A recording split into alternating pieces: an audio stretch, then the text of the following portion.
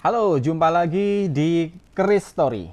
Story tentang keris dan keris yang bercerita.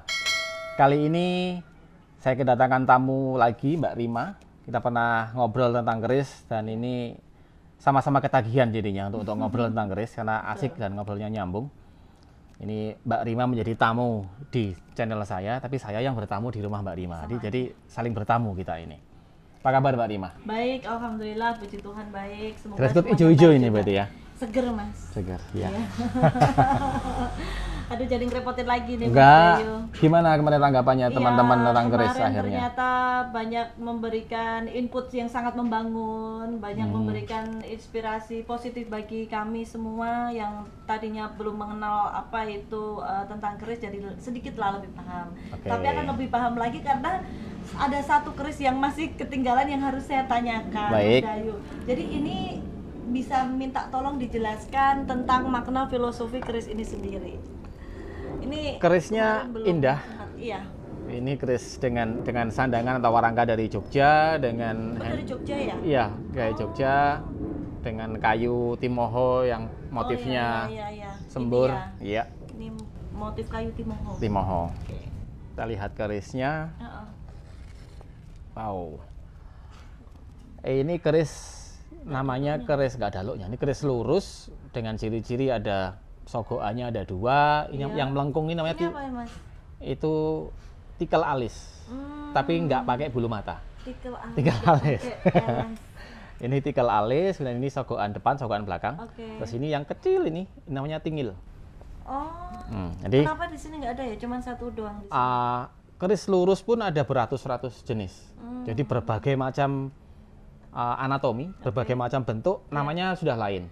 Jadi keris dengan ciri-ciri anatomi seperti ini, dengan sogokan dua, tikel alis dan tingil, ini namanya semua keris dengan ciri seperti ini bernama keris jalak sangu tumpeng. Loh, keris jalak sangu Jalak tumpeng. sangu tumpeng. Kenapa disebut jalak? Itu bukan burung ya, Mas? Iya, jalak itu burung betul. Marahin guyu ya Mbak Rina. Jadi gini, kenapa disebut jalak? Ini menarik. Jalak itu salah satu burung. Kenapa dipakai menjadi nama dapur keris gitu ya? Kenapa nggak kapodang? Kenapa yang nggak lain perkutut gitu ya? Heeh. Karena jalak itu dikenal sebagai burung yang satu, burung yang setia kepada pasangan.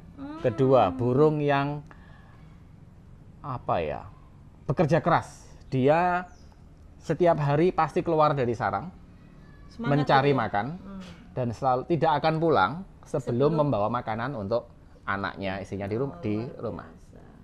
Jadi ketika si istri jalak ini sedang mengerami telurnya misalkan gitu, si laki-laki ini si jalak ini akan pergi mencari makan dan dia tidak akan pulang. Jadi Gitu. sifat dari burung jalak itu menjadi inspirasi para empu mungkin dahulu sehingga mereka banyak belajar dari sosok burung jalak itu mungkin untuk bentuk penghormatan dari burung jalak maka Diberikan diberikan nama nama. jalak apa tadi, Mas? jalak sangu tumpeng. Tumpeng itu kan, Ya. tumpeng. Tumpeng yang buat selamatan itu kan. Iya. Betul ya? Itu ada korelasinya ya? Agak aneh ya, jalak kan paling berapa sih? Jalak kan segini ya burung jalak ya. Iya. Tumpeng kok bisa Itu jalak yang sedengan ya segini. kok bisa muat atau bisa kuat membawa tumpeng. Sangu itu kan membawa bekal berarti Iya, kan. bekal. Bekal apa? Bekal tumpeng. Kita ibaratkan jalak itu sebagai sosok laki-laki, Iya. pemimpin keluarga atau pemimpin di kantor atau kepala daerah atau presiden atau everybody is a leader. Semua orang adalah pemimpin kan, Iya. atas dirinya sendiri at least. Nah ini menjadi simbol bahwa jalak ini adalah sosok yang bertanggung jawab, sosok yang punya leadership gitu. Kompeten lah ya. Kemudian sangu tumpeng, membawa bekal tumpeng. Tumpeng itu kan sering dipakai untuk selamatan. Selamatan Syukuran. dalam arti memohon keselamatan kan. Namanya kan selamatan berarti memohon keselamatan. Sekarang kita bayangkan gini Mbak Rima, kalau kita kaya Ya. tapi nggak selamat, percuma dong. Enggak ada gunanya. Kita ganteng, cantik, pinter, jabatan tinggi atau apapun achievement kita, tapi nggak selamat. Nah, makanya orang dahulu mengajarkan, saya pernah ingat diajarkan oleh oleh ayah saya Iya. kalau berdoa itu seyogianya ditutup dengan akhiran dengan selamat. Iya. Berkan ya Tuhan, saya mohon A B C D dengan selamat. Percuma kalau kita menginginkan apapun tercapai, tapi Iya, tidak selamat. ada closingnya itu tadi Iya. ya.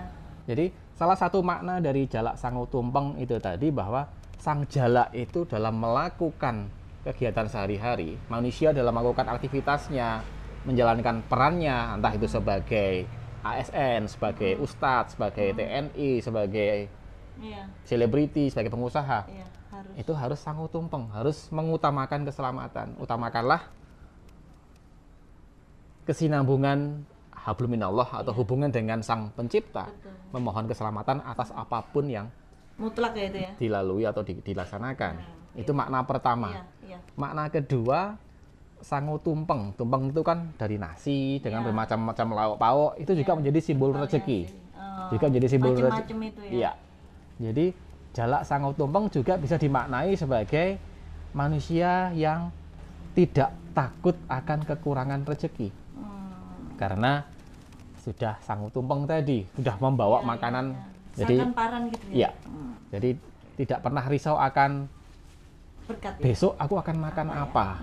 Dia tidak ragu, tidak galau dengan akan makan apa besok. Karena dia sudah yakin bahwa Tuhan akan memberikan dia rezeki esok hari. Terbaik ya. Jadi sangu tumpeng itu juga bisa dimaknai sebagai Dalam banget. manusia yang tidak pernah ragu, tidak pernah bingung Iya. akan keselamatannya esok hari, akan rezekinya esok hari. Optimis akan selalu ada. Iya, gitu betul. Ya, Mas, ya. Luar biasa. Ini luar biasa loh Mbak punya keris ini karena enggak, maksudnya untuk ukurannya sendiri diameternya begitu beda-beda nggak sih Mas? Beda-beda. Kayak yang dimiliki almarhum ayah saya kan beda-beda juga. betul. Gitu loh. Keris jalak sangu tumpeng ini saya kurang tahu pertama kali diciptakan kapan, tapi dari pengalaman saya melihat keris, saya sudah pernah melihat keris dengan dapur seperti ini di era Singasari. Oh, udah zaman Majapahit bukan? Sebelumnya bahkan, Sebelumnya iya. Jadi Singasari, Kediri, atau Oh, iya, iya. Daha, Saya pernah baca artikel atau itu. Kahuripan, itu ada keris jalak. Mm-mm. Tapi mungkin belum ada sangu tumpengnya, cuman keris dapur jalak saja Iya. dengan ciri-ciri sama persis seperti ini tanpa tingil. Apa tuh? Dia ukurannya hanya Diameternya 2/3-nya, lebih ya 2/3-nya, cuman bilahnya lebih besar, bisa selebar 3 jari ini di era-era itu. Itu namanya keris, kalau dikenalnya dengan keris jalak Budo. Wah, Budo itu berarti Kabudan, karena waktu itu agamanya masih agama Siwa Buddha. Kabudayan bukan? Bukan, berasal dari Buddha. kalau tidak salah berasal dari ajaran Siwa Buddha. Oh. Jadi era-era itu di era-era Kartanegara, era sebelum Singosari lah ya, sebelum Majapahit, kan agama yang dominan waktu itu adalah agama Siwa Buddha. Iya, iya. Jadi era itu disebut era Kabudan. Kalau tidak salah itu berasal dari kata Siwa Buddha itu tadi. Sampai sekarang, sampai hari ini, empu yang masih ada sekarang, pengrajin-pengrajin yang ada sekarang juga masih membuat keris dengan dapur jalak sangu tumpeng. Jadi Iya, iya. dengan ukuran panjang, ukuran lebar, dan bentuk yang bermacam-macam ukurannya masih ada. Oke. Sangat Ketika banyak. tidak ada loknya gini tidak mengurangi makna dari keris itu sendiri. Maksudnya Tidak. kualitasnya. Tidak. Karena keris ada dua macam ya, lok dan lurus.